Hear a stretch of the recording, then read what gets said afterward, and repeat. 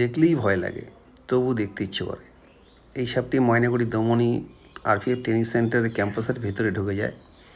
সেখান থেকে আমাদের কাছে খবর আসে, আমরা যাই, সেই সাপটিকে উদ্ধার করে আমরা নিরাপদ আশ্রয়ে ছেড়ে দিই।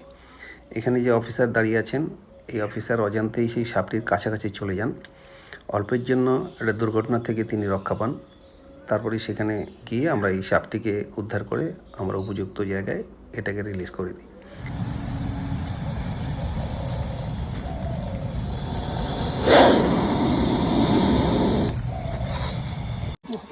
আর এটি স্পেকটেকল কোবরা, যার সায়েন্টিফিক নেম না জানা যায়।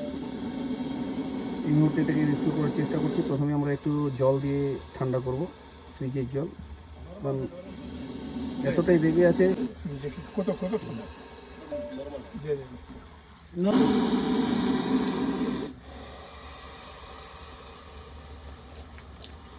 জল খাবে খাবে খাবে।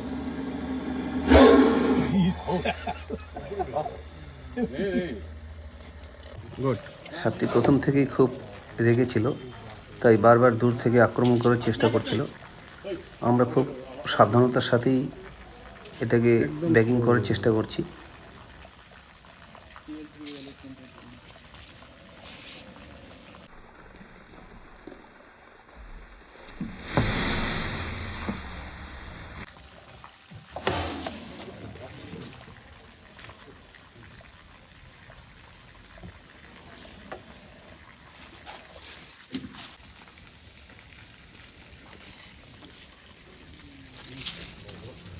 ব্যাগের মধ্যে প্রবেশ করছে, আর এই সুযোগটা আমি হাতছাড়া করব না।